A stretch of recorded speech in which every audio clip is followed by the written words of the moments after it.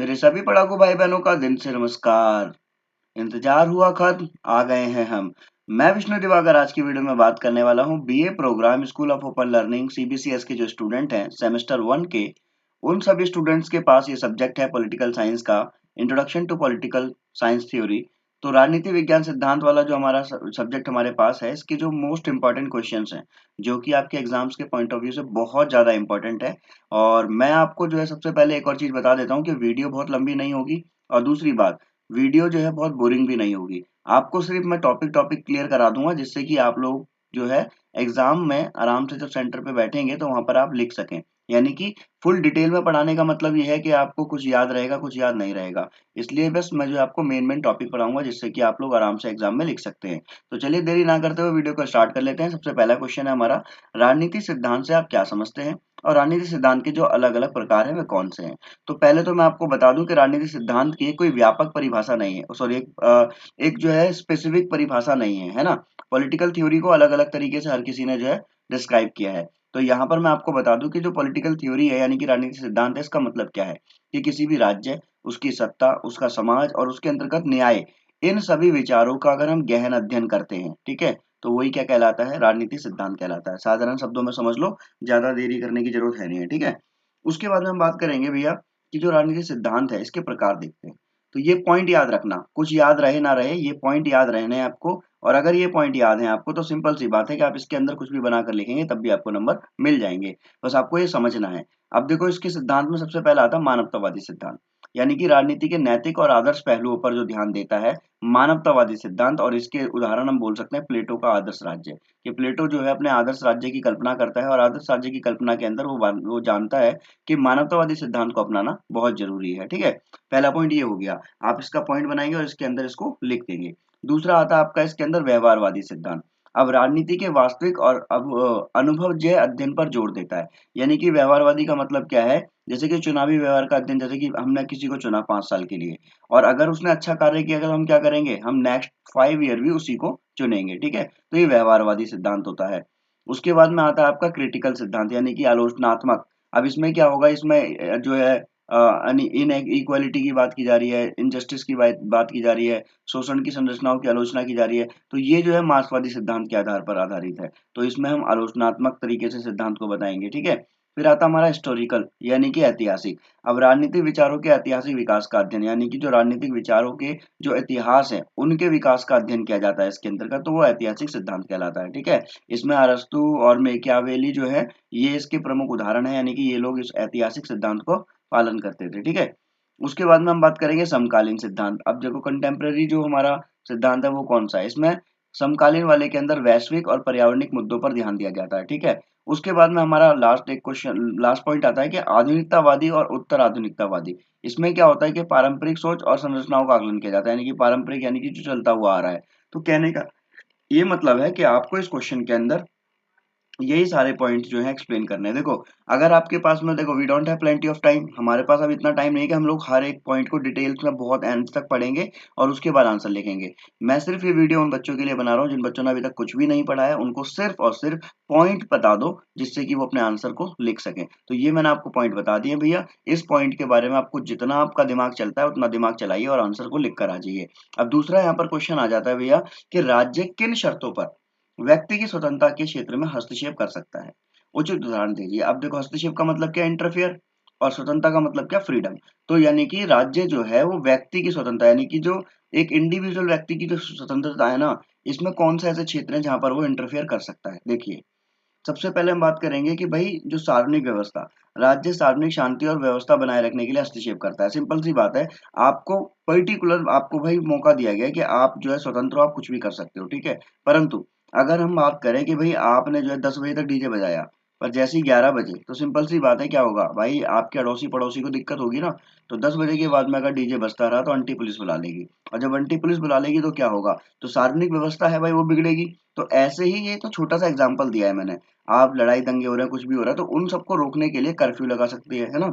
जो राज्य है वो क्या कर सकता है, कर्फ्यू लगा सकता है, उनके अधिकारों का जो हनन कर सकता है, हस्तक्षेप कर सकता है उस जगह पर, ठीक है। तो ये आप इसके अंतर्गत लिख सकते हो। दूसरा हमारा इसमें पॉइंट आता है नैतिकता और शालीनता, यानी कि यहाँ अगर हम बात करें कि भाई जब राज्य को अगर ऐसा लगता है कि भाई कोई भी ऐसी चीज है जो कि अनैतिक है, जो कि बिल्कुल मतलब ठीक नहीं है ना, तो उस पर रोक लगा सकती है ना, उस पर रोक लग सकती है। सपोज अगर कोई व्यक्ति जो है जो है वो मार्केट में घूम रहा है, तो वो क्या होगा, तो भैया वो व्यक्ति जो है सार्वजनिक रूप से अगर मार्केट में घूमेगा तो वो गलत है। तो अश्लील सामग्रियों पर इन पर क्या कर देंगे, वो प्रतिबंध लगा देंगे। जैसे कुछ लोग जो है वीडियोस बनाते हैं अश्लील तरीके से, तो इन पर भी प्रतिबंध लगा दिया जाता है। तो राज्य जो है इसमें हस्तक्षेप कर सकता है।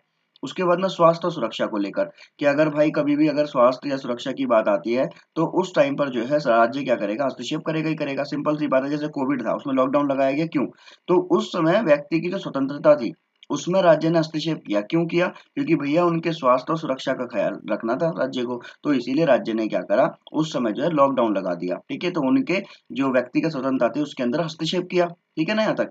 उसके बाद में हमारा इसके अंदर जो लास्ट पॉइंट आ जाएगा वो आएगा कि दूसरों के अधिकारों की रक्षा के लिए। देखो कभी कभार ऐसा भी होता है कि भाई किसी की स्वतंत्रता दूसरे के अधिकार को नुकसान पहुंचाने पर रोकी जा सकती है। सिंपल सी बात है कि भाई अगर हम बात करें, रमजान चल रहे हैं, उस समय कुछ लोग हिंदू जो है वो कुछ तरीके से जो है कुछ अलग योजना बना कर रहे हैं, या फिर कुछ जैसे नवरात्रे चल रहे हैं तो कुछ मुस्लिम द्वारा या फिर कोई अलग योजना बनाए। सिंपल सी बात यह है कि किसी भी धार्मिक भावनाओं को ठेस ना पहुंचाए। अगर ऐसी स्थिति होगी तो इस समय क्या होगा, दूसरे के अधिकार की रक्षा करने के लिए राज्य को हस्तक्षेप करना पड़ेगा। ठीक है ना। तो निष्कर्ष क्या निकलता है कि व्यक्ति की स्वतंत्रता महत्वपूर्ण है, लेकिन समाज की भलाई के लिए राज्य उचित शर्तों पर हस्तक्षेप कर सकती है। ये हमारा दूसरा प्रश्न हो गया। आई होप आपको अच्छी तरीके से समझ में आ रहा होगा कि आपको एग्जाम में सिर्फ ये पॉइंट्स को समझना है। आप कुछ मत कीजिए, एक पेज पर जो है इनके पॉइंट्स लिख लीजिए, ताकि जो है आप अपने आराम से आंसर लिख सकें। उसके बाद में हम बात करते हैं यहाँ पर जटिल सामंत क्या है, और बहुल समाज के लिए जटिल सामंत का सुझाव क्यों दिया जाता है। तो जटिल सामंत का अर्थ समझते हैं हम। अगर हम बात करें कि जटिल सामंत है क्या, तो वो एक राजनीतिक सिद्धांत है जिसमें बहुत बहुल समाज के विभिन्न समूहों के बीच सत्ता साझा की जाती है। यानी कि बहुल यानी कि बहुत, है ना। या फिर संपूर्ण अगर हम बात करें तो संपूर्ण समाज के अलग अलग समूह जो होते हैं उनके बीच में सत्ता यानी कि जो शासन है उसको साझा यानी कि डिस्ट्रीब्यूट किया जाता है, बांटा जाता है। यह प्रणाली सामुदायिक विविधता को संतुलित रखने और संघर्ष को टालने में मदद करती है। सामूहिक विविधता का मतलब होता है डाइवर्सिटी, अलग अलग उसको करने में मतलब जो है मदद करती है। अब इसके पॉइंट क्या क्या हैं, तो इसके मुख्य तत्व देख लीजिए, उसके बाद में ये आंसर भी आपका कंप्लीट हो जाएगा। सत्ता साझा करना, यानी कि सभी समूहों को सरकार में प्रतिनिधित्व देना, बराबर की हिस्सेदारी देना, है ना। सहमति आधारित निर्णय, कि बहुमत के बजाय सहमति पर जोर दिया जाए। बहुमत नहीं, ऐसा देखा जाए कि सब सहमत हैं या नहीं है, तो उस कार्य को करने की अनुमति दी जाए। फिर आता है अल्पसंख्यक सुरक्षा, कि भाई अल्पसंख्यक समूह के अधिकारों की भी रक्षा की जाए। जैसे कहने का मतलब ये है कि अगर कहीं पर भी भाई मेजोरिटी जो है हिंदुओं की है, वहां पर जो है 4 सिर्फ सरदार हैं, 10 जो है पारसी है, और 15 जो है अलग अलग है। ठीक है, तो जो बिल्कुल लेस है यानी कि जो बिल्कुल कम है, उनकी सुरक्षा की भी बात यहाँ पर की जाए। ठीक है, और स्वायत्ता की बात, यानी कि सांस्कृतिक और धार्मिक स्वायत्ता मिले, कि आपका मन है भाई नवरात्रों का, तो भाई नवरात्रों में आप जो है जागरण बजाइए। अगर आपका मन है भाई कि मुहर्रम आ गया है तो ये जुलूस निकालना चाहते हैं तो आप वो भी निकालिए, तो स्वायत्ता दी जाए पूरी, है ना। और बहुल समाज में महत्व, यानी कि विविधता का सम्मान हो, धार्मिक हो, जातीय हो, सांस्कृतिक हो, सबको सम्मान मिले।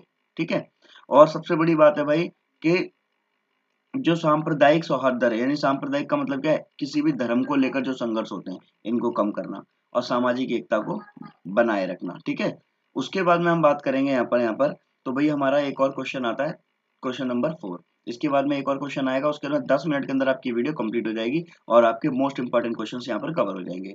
नोजिक के न्याय के अधिकार का सिद्धांत पर एक निबंध लिखे, और रॉल्स की निष्पक्षता के रूप में जो न्याय के सिद्धांत से किस प्रकार से वो अलग है। सबसे पहले हम बात करते हैं कि भैया जो रॉबर्ट नोजिक थे, इन्होंने अपनी पुस्तक लिखी थी अनार्की स्टेट एंड यूटोपिया।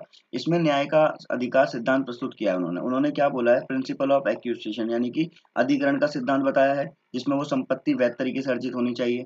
दूसरा उन्होंने बोला हस्तांतरण का सिद्धांत, यानी कि संपत्ति को स्वैच्छिक लेन देन वैध होना चाहिए। और तीसरा उन्होंने बोला सुधार का सिद्धांत, यानी कि अनुचित अधिग्रहण के मामले का निवारण करना चाहिए। तो ये तो इसके सिद्धांत हो गए। अब रॉल्स का जो सिद्धांत है वो क्या कहता है, रॉल्स ने अपनी किताब के अंदर अ थ्योरी ऑफ जस्टिस में निष्पक्षता पर आधारित न्याय का सिद्धांत दिया है। उसने क्या बोला कि पहला सिद्धांत उनका यही था कि सभी को समान अधिकार मिले। दूसरा सिद्धांत क्या था कि संसाधनों का वितरण ऐसा हो जिससे कि सबसे गरीब वर्ग को भी लाभ पहुंच सके। अब इन दोनों को क्या कर लेंगे हम लोग, थोड़ा सा अंतर देख लेंगे कि भाई पहले वाला जो नॉजिक है वो क्या बोलता है, स्वतंत्रता और संपत्ति के अधिकार की बात करता है, वहीं रॉल्स जो है वो समानता और निष्पक्षता का पर जोर देते हैं। राज्य का न्यूनतम हस्तक्षेप, ये बोलते हैं राज्य पुनर्वितरण में भूमिका निभाता है। व्यक्तिगत अधिकारों की रक्षा करता है, समाज की कमजोर वर्ग का कल्याण चाहता है। तो सिंपल सी बात है, हमारा ये क्वेश्चन भी यहाँ पर कंप्लीट हो जाएगा। उसके बाद में हमारा लास्ट क्वेश्चन आ जाता है और उसके बाद ये आपकी इंपॉर्टेंट वीडियो कंप्लीट हो जाएगी और आप लोग अपने एग्जाम के लिए तैयार हो सकते हैं। नारीवादी राजनीति सिद्धांत में निजी बनाम सार्वजनिक बहस पर चर्चा कीजिए। देखो, अब नारीवादी राजनीति सिद्धांत ये तर्क देता है कि निजी और सार्वजनिक का पारंपरिक विभाजन महिलाओं के शोषण का आधार है। सिंपल सी बात है, चाहे हम निजी की बात करें सार्वजनिक की बात करें, ये जो है विभाजन ये पारंपरिक रूप से चलता हुआ है कि महिलाओं के शोषण का आधार माना गया। निजी क्षेत्र में परिवार, विवाह, घरेलू कार्य और सार्वजनिक क्षेत्र में राजनीति, नौकरी और समाज, तो हर जगह पर जो है नारी का क्या किया जा रहा है, उसको जो है बहुत नीचा दिखाया जा रहा है और उसके साथ में भेदभाव किया जा रहा है, उसका शोषण किया जा रहा है। मुख्य तर्क क्या है, किस वजह से ऐसा हो रहा है? पितृसत्तात्मक विभाजन है, क्योंकि भाई महिलाओं को घरेलू कार्यों तक ही सीमित रखना है ना। घरेलू काम का उन्मूलन किया गया, यानी कि पितृसत्तात्मक विभाजन है। तो भाई पिता का शासन चलता है, पति का शासन चलता है, बेटे का शासन चलता है, इसलिए महिलाओं को सिर्फ घर तक ही सीमित रखा गया है। उसके बाद में निजी का राजनीतिकरण, देखो अब बताएगा घरेलू हिंसा, दहेज को सामाजिक मुद्दा बनाना, तो ये मुद्दा मानना, ये सब चीजें क्या है, ये भी क्या है, निजी का राजनीतिकरण है। अगर कोई पर्टिकुलर व्यक्ति जो है, अगर वो घरेलू हिंसा, जो लड़की है वो घरेलू हिंसा का शिकार हो रही है, दहेज को सामाजिक मुद्दा बना दिया गया, तो सिंपल सी बात है, ये भी इसका एक मेन मुख्य तर्क है। और सार्वजनिक भागीदारी, महिलाओं को राजनीति और आर्थिक क्षेत्रों में समान अधिकार देना। अगर हम सामाजिक सार्वजनिक भागीदारी की बात करें, तो महिलाओं को राजनीतिक और आर्थिक क्षेत्रों में क्या दिया जाए, समान अधिकार दिया जाए, है ना। उसके बाद में हम बात करते हैं यहाँ पर, तो मैंने आपको बता दिया कि भाई आपके ये सिर्फ जो है 12 मिनट के अंदर आपकी ये पूरी वीडियो कंप्लीट हो गई है, जिसके अंदर आपको मोस्ट इंपॉर्टेंट क्वेश्चन बताए गए हैं। यही क्वेश्चंस आपको देखने को मिलेंगे आपके एग्जाम्स के अंदर। आपको सिर्फ जो है पॉइंट्स याद रखने हैं, बाकी अंदर आप आराम से बना सकते हैं, मुझे पता है आप लिख लेंगे। तो आगे की जानकारी के लिए बने रहिए हमारे साथ, और जब तक के लिए नमस्कार और all the best for your exam. Thanks for watching.